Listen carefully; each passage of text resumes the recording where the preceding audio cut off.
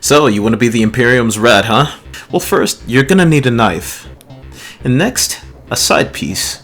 And last but not least, you're going to need a build. One that can make you into an indestructible rat like no other.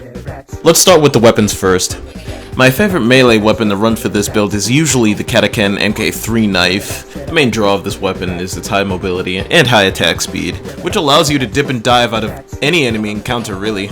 By itself, the knife can do some decent damage, but if you attach a couple of blessings onto it that synergize with each other, this thing becomes a beast.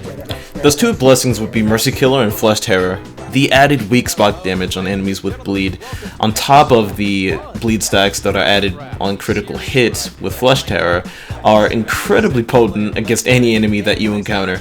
And speaking of critical hits, you're going to be getting a lot of those for this build. I'll explain more in a bit.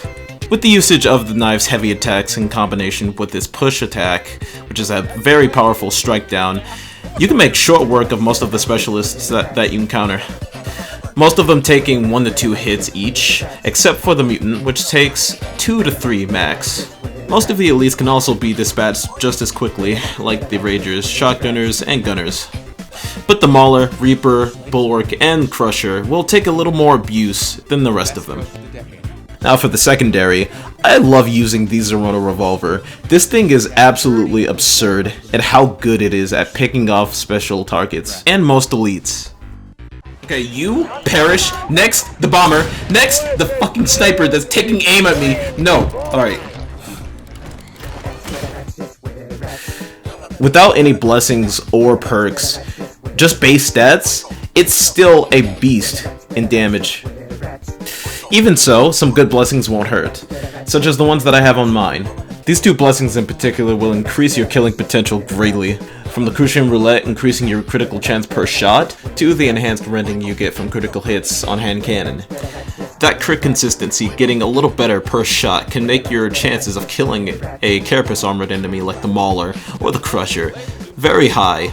As for the specialists and other elites, you won't really have too much issue killing them with this thing. Just 1 to 2 well-placed shots and most, if not all of them, will drop pretty easily. That pretty much wraps what I want to say about the weapons, so let's move on to the talents. The key talents that make this build work start with Scourge, which gives you even more bleed and critical hit chance. Then there's Enduring Faith, which gives you 50% toughness reduction on critical hits. Then there's Restoring Faith, which gives you some health back after you take a hit. It's very good for situations where you take huge amounts of damage and you can just restore a good amount of it back.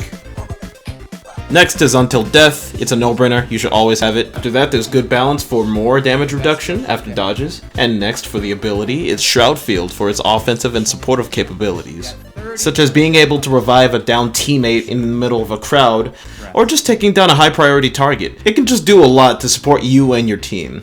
Next is this talent for an extended duration of stealth, as well as this one for more defense.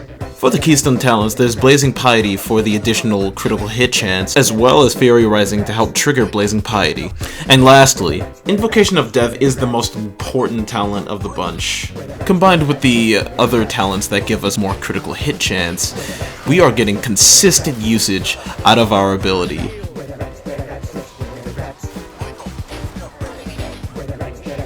And yeah, that's the rat build.